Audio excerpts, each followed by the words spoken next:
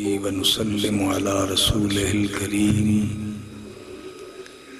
وعلى آله الطيبين الطاهرين وأصحابه الراشدين المهديين أما بعد أعوذ بالله من الشيطان الرجيم بسم الله الرحمن الرحيم من عمل صالحا من ذكر أو أنثى وهو مؤمن فلنحيينه حياة طيبة صدق الله العظيم وصدق رسوله النبي الكريم الصلاة والسلام عليك يا رسول الله الصلاة والسلام عليك يا حبيب الله وعلى آلك وأصحابك يا خاتم النبيين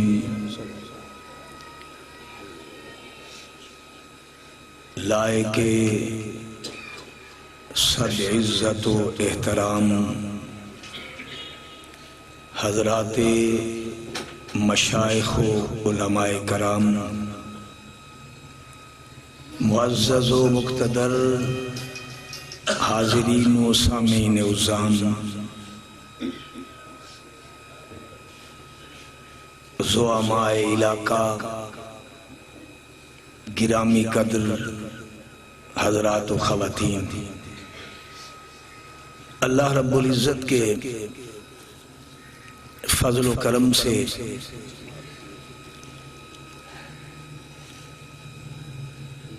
علماء کرام، مشائخ عظام کے زیر سایہ صوفی باصفا محسن اہل سنت حضرت قبلہ صوفی احمد علی کیسر قدس سرہ العزیز کے چہلم کی اس پروقار تقریب میں آپ اور میں حاضر ہیں، بے نیاز اللہ کے حضور التجا کرتے ہیں آپ کی میری حاضری کو اپنی بارگاہ میں شرف قبولیت عطا فرمائے۔ اپنے حبیب پاک صاحب لولاک آقا کل ختم الرسل صلی اللہ تعالی علیہ وآلہ وسلم کی شان محبوبیت کا صدقہ ان کی بے حساب مغفرت و بخشش فرمائے۔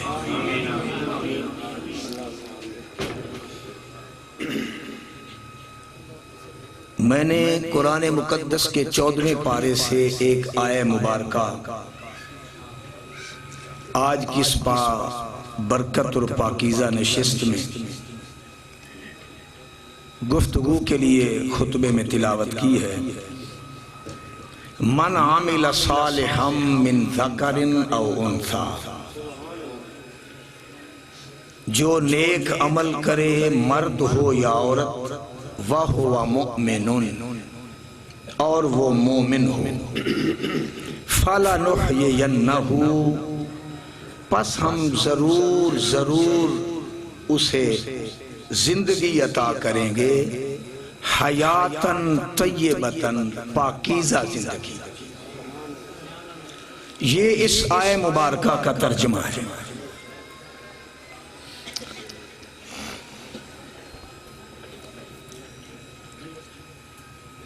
اعمال کی دنیا میں جو بھی مرد عورت قدم رکھتا ہے اس کے لیے رب کائنات نے ایک شرط رکھی ہے، اور اس شرط کے بغیر نہ اعمال صالحیت کا جامہ پہنتے ہیں، نہ مدار قبولیت تک پہنچتے ہیں۔ آپ کی توجہ ہے؟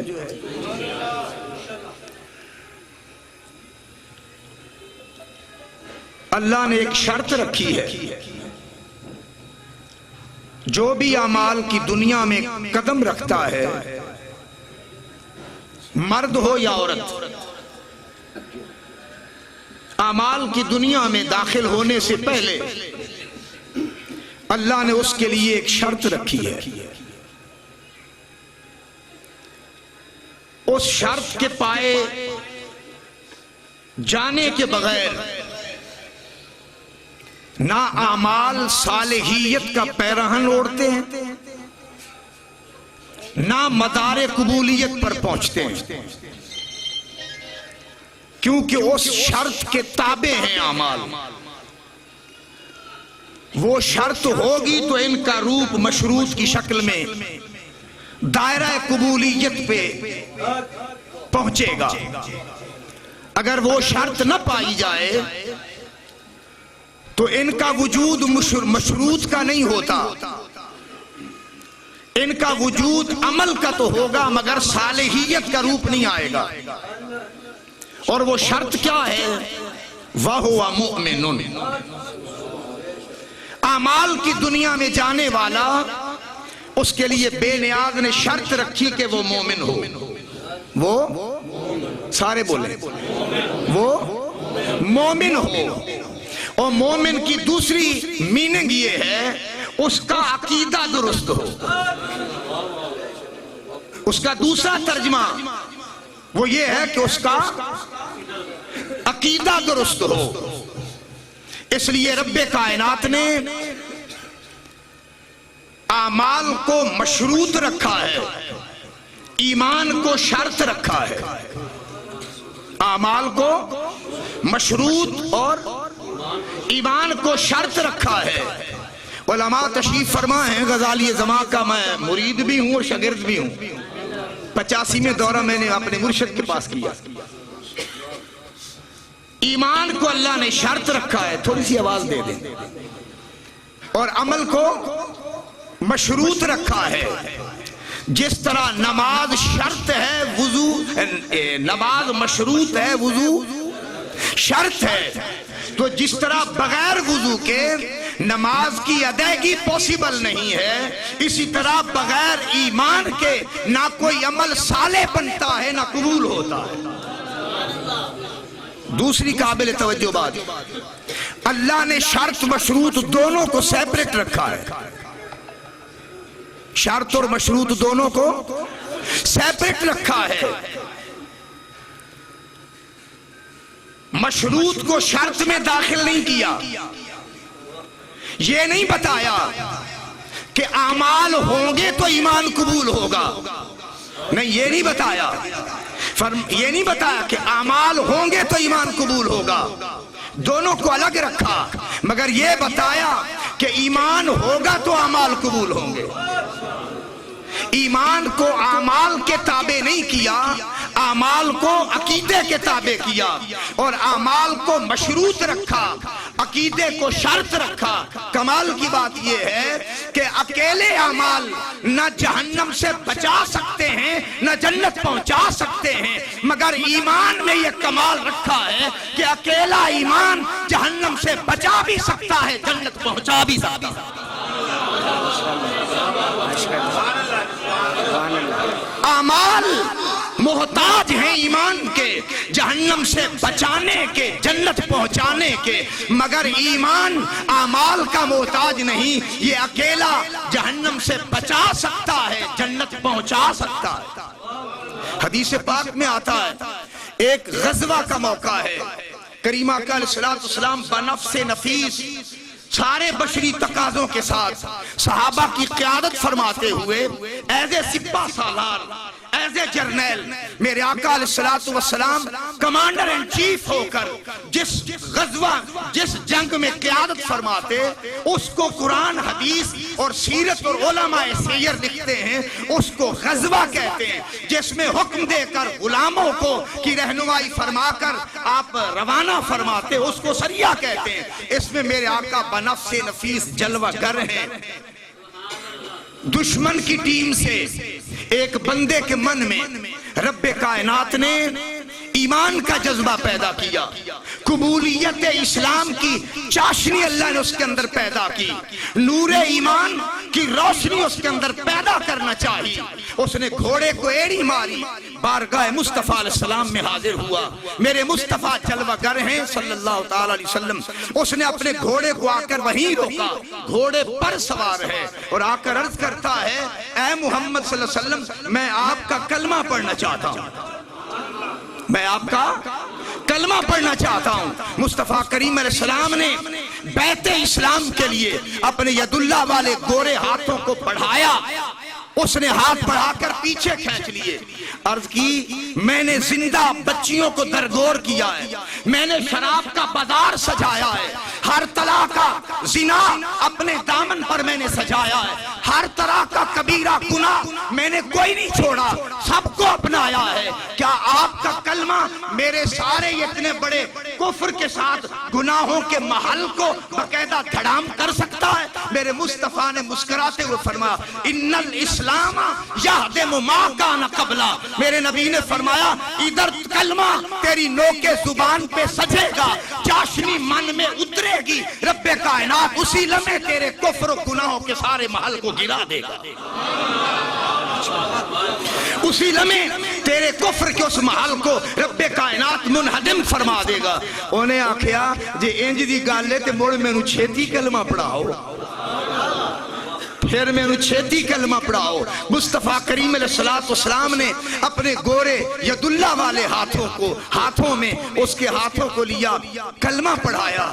جب کلمہ پڑھا اس نے میرے آقا کی رسالت کا اقرار کیا، من سے تصدیق کی۔ اب تصدیق بھی کئی قسم کی ہے، وقت کا دامن تھوڑا ہے تو عرض کر رہا ہوں، تصدیق کی۔ جب تصدیق کی تو اجازت لے کر جب واپس جانے لگا، مصطفیٰ کریم علیہ السلام نے دعاؤں کے ساتھ جب اسے سیاف کیا، عربی گھوڑے پر سوار تھا جس کی صورت تیز رفتاری سب علماء اور سیرت نگار جانتے ہیں۔ اس نے گھوڑے کو ایڑی ماری، گھوڑے نے جیسے یو ٹرن لیا، سلپ ہوا، نیچے گرا، یہ جگہ زمین پر لگی، اسی لمحے ڈیتھ ہو گئی۔ حضرات ذی وقار میرے آقا علیہ السلام اس کی ڈیڈ باڈی پر نہیں، جسد مقدس پر جلوہ گر ہوئے۔ صحابہ اکٹھے ہوئے، جب صحابہ کا ہجوم لگا تو میرے نبی نے مسکراتے ہوئے فرمایا من سرہ ان ینظر الی رجل من اہل الجنہ فلینظر الی وجہہ۔ میرے نبی نے فرمایا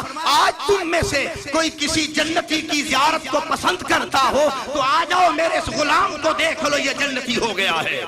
حضرات ذی وقار نہ مسجد میں داخل ہوا، نہ ابھی اذان سنی، نہ نماز کا طریقہ سیکھا، نہ تیمم کا طریقہ سیکھا، نہ وضو کا انداز آیا، نہ اسے غسل کا بھی انداز آیا۔ ابھی تو اس نے جسٹ ایک لمحہ پہلے میرے نبی کا کلمہ پڑھا تھا اور 2 لمحے بعد اس کا انتقال ہو گیا۔ میرے نبی نے فرمایا جس نے جنتی کو دیکھنا اس کو دیکھ لے۔ اس کا معنی یہ ہوا کہ اکیلا ایمان جہنم سے بچا بھی سکتا ہے، جنت پہنچا کی سکتا ہے، مگر اکیلے اعمال نہ جنت پہنچا سکتے نہ جہنم سے بچا سکتے ہیں، ان کے لیے ایمان شرط ہے۔ جب آپ اتنی وضاحت سمجھ گئے تو اگلے جملے عرض کرتا ہوں۔ فرمایا جس میں شرط مشروط دونوں، مگر میں توجہ چاہوں گا، میرے پاس خاص جواہر پارے ہوتے ہیں، توجہ سے کوئی نہ سنے تو تقریر بند کر دیتا ہوں۔ اللہ رسول کے ان پاکیزہ کلمات کی میں توہین نہیں کرواتا، بالکل میری یہ خاص عادت۔ توجہ ہے آپ کی؟ ذوق سے ذرا ایک بار کہ جس بندے میں شرط مشروط عمل صالح اور ایمان دونوں مجتمع ہو جائیں اور اس کا سراپا دونوں کا جامع ہو جائے، اگر میں سادہ لفظوں میں یوں کہوں کہ من نور ایمان سے عبارت ہو جائے، تن مصطفیٰ کے اسلام سے عبارت ہو جائے، تو جس کے اندر یہ دونوں چیزیں سج جائیں اللہ اس کو انعام کیا عطا کرتا ہے؟ توجہ ہے؟ اللہ اس کو انعام کیا عطا کرتا ہے؟ اسی آیت میں فرما رہا ہے فَعَلَى نُحْيِيَنَّهُ، فالا نحیینہو، تاکید بالا تاکید ہے، لام بھی تاکید گا، نون سکیلہ بھی تاکید گا۔ رب کائنات نے انعام دینے کے لیے صرف وعدہ نہیں فرمایا دو تاکید لگا کر رب کائنات نے تیقن دیا ہے کہ ضرور ضرور و یقینی طور پر یہ انعام دوں گا جس میں ایمان اور عمل صالح دونوں جمع ہو جائیں. میں ضرور ضرور اسے زندگی دوں گا انعام کے طور پر. مولا کیسی زندگی؟ فرمایا حیاتن طیبتن. حیاتن طیبتن. حیاتن بھی مفعول ہے، طیبتن بھی مفعول ہے. رب نے فرمایا میں زندگی دوں گا پاکیزہ زندگی. تو اس کا مطلب یہ ہوا کہ جو اس دنیا میں اپنے آپ کو رب کی بارگاہ سے پاکیزہ زندگی کے انعام کا حقدار بنانا چاہتا ہے تو پھر اس کو من میں صحیح عقیدہ سجانا پڑے گا، تن پر مصطفیٰ کی اطاعت اور اتباع کا پیرہن اڑانا پڑے گا. رب کائنات اس کو پاکیزہ زندگی عطا فرما دے گا. اگر میں عملی نمونہ کے طور پر کسی ذات کو پیش کروں، میں خوش آمدی ملا نہیں ہوں. یہ ذہن میں رکھ لیں، میں خوش آمدی ملا نہیں ہوں اور ان کے ڈیرے پر پہلی بار آیا ہوں. میرا خیال میں جس کو 2 بار ان سے میری ملاقات ہوئی ہے، مگر 45 سال سے دین کا خادم ہوں. کم از کم اتنی پہچان ضرور ہے کہ میں مجمع میں بیٹھے ہوئے لوگوں کی سوچ فکر بھی بتا لیتا ہوں، عقیدہ بھی بتا سکتا ہوں کس عقیدے کا کون سا بندہ بیٹھا ہوا ہے. 45 سال سے 7 زبانوں پر عبور ہے مجھے. تو میں عرض کر رہا ہوں اتنا میں نے ضرور جان لیا ہے کہ جس بندے میں رب کائنات نے ایمان یعنی عقیدے کی صحیح درستگی اور عمل صالح دونوں کو جمع کیا تھا، اس بندے کا نام بابا اہل سنت الحاج احمد علی قیصر تھا. تو جس کے اندر یہ دونوں جمع ہو جائیں، میرے رب کا یقینی وعدہ ہے کہ میں ضرور زندگی دیتا ہوں تو پاکیزہ زندگی دیتا ہوں. انہوں نے یہاں بھی پاکیزہ زندگی گزاری ہے، وہاں بھی پاکیزہ زندگی ہے. اگر رب کائنات کشف کی نگاہ عطا فرما دے تو آج بھی آپ دیکھ سکتے ہیں کہ قیصر صاحب اللہ کی عزت کی قسم پاکیزہ زندگی جی رہے جس میں ایمان اور عمل صالح. ایمان کا مطلب عقیدہ ہے. عقیدہ سمجھتے کس کو کہتے ہیں؟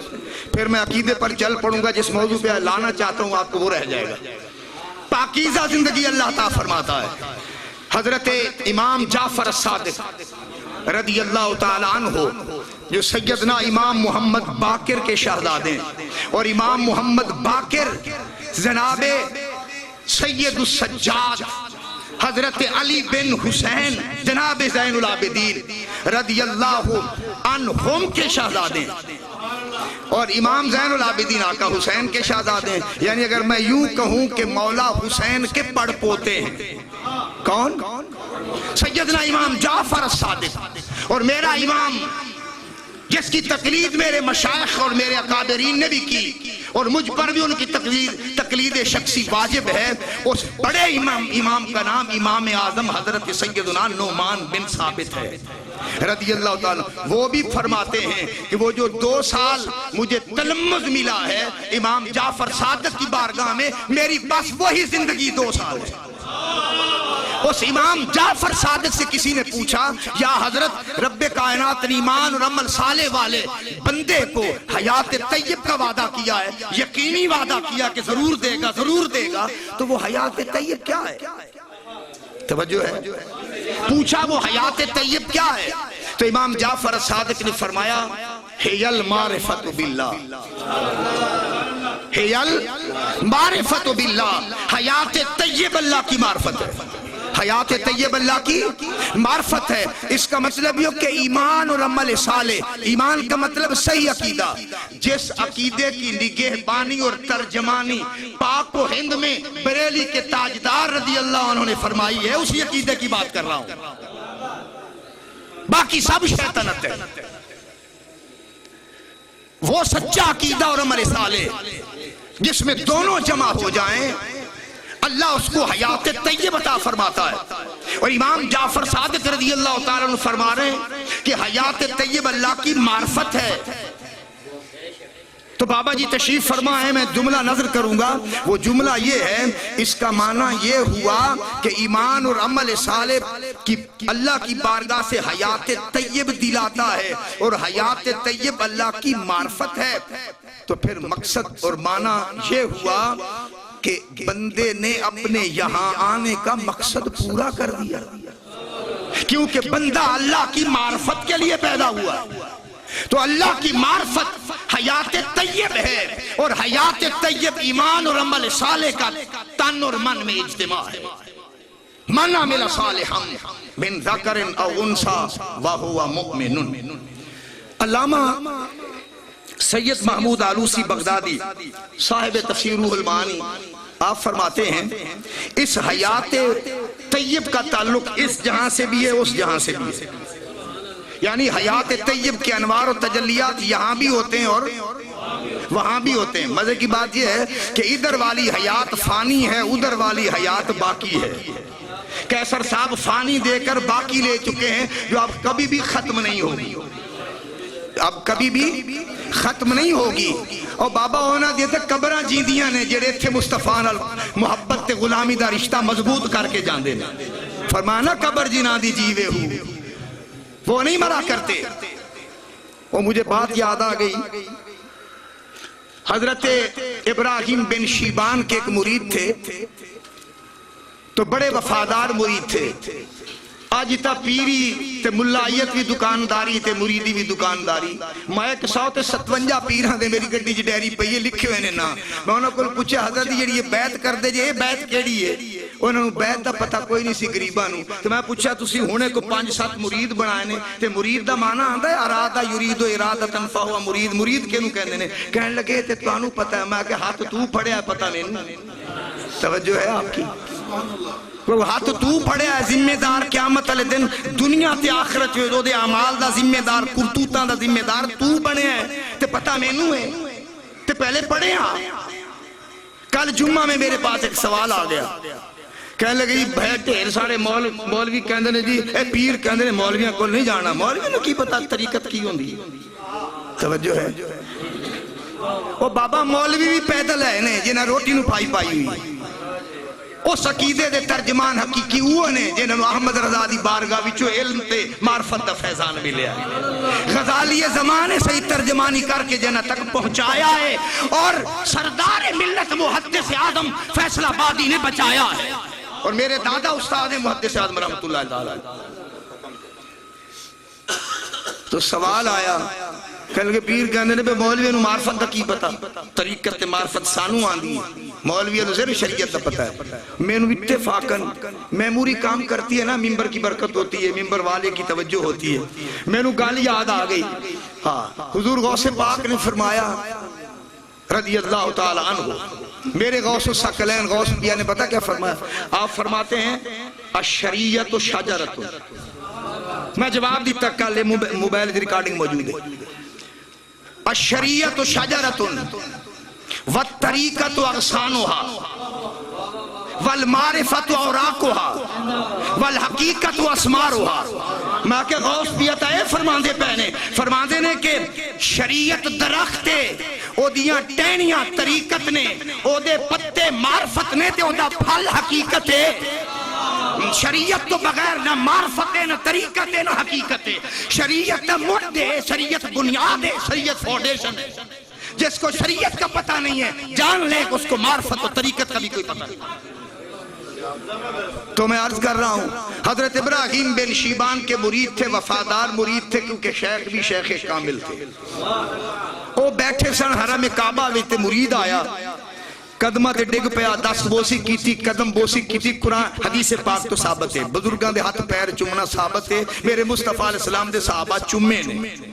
تے اس مسئلے تے بخاری دی حدیث نال میں ایک وہابی نوں بڑا پھسایا، جواب کوئی نہیں سی، ہن ٹائم کوئی نہیں میرے کو عرض کرن دیا۔ نبی پاک علیہ السلام دے اس غلام نے اپنے شیخ دے آ کے پیر چومے، پیر چومنے کے بعد جیب میں سے ایک دینار نکالا، ایک دینار نکالا۔ یہ 4.5 ماشے کا سونے کا ہوتا تھا، یہ سکہ تھا۔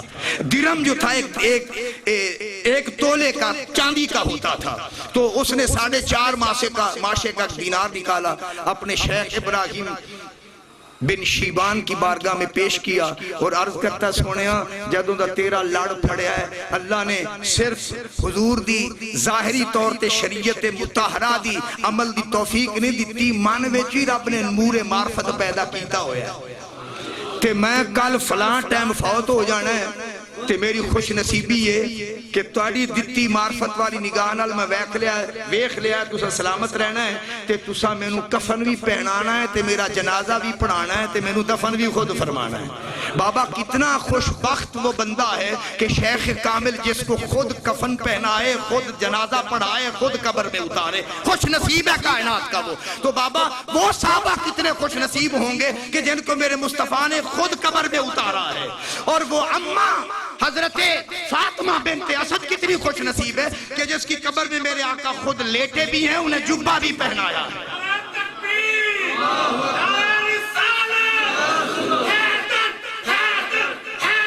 2 منٹ وہ ضرور لوں گا۔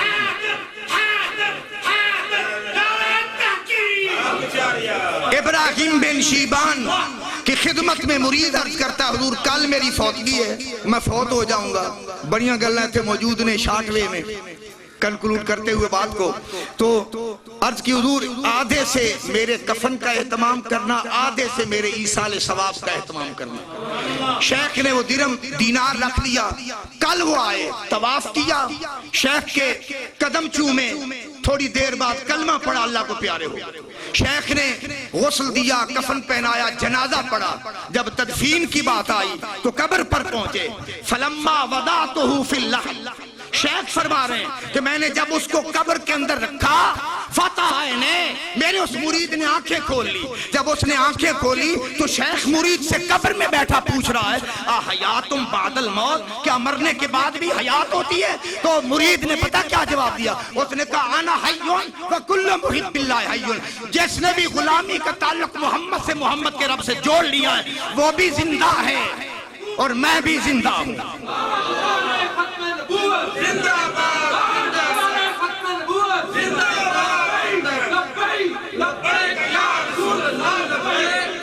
جزاکم اللہ۔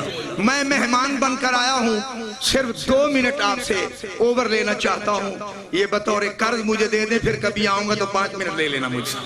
پہلی بار مہمان بن کے آیا ہوں تاکہ میرا کلکولیشن جو ہے نا، یہ کنکولیشن جو ہے نا صحیح ہو جائے، کنکلوڈ صحیح کر سکوں بات کو۔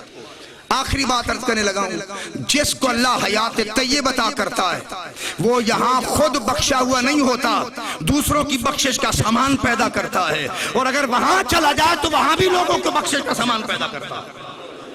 اب حضرت امام جلال الدین سیوطی جس کو 72 مرتبہ میرے آقا نے دیدار کرایا، مفسرین میں دیکھے تو بڑا اونچا قد ہے، محدثین میں دیکھے تو بڑا اونچا قد ہے، حضور کے عاشقوں میں دیکھے تو اتنا اونچا قد ہے کہ میرے آقا نے 72 مرتبہ جاگتے ہوئے دیدار کرایا۔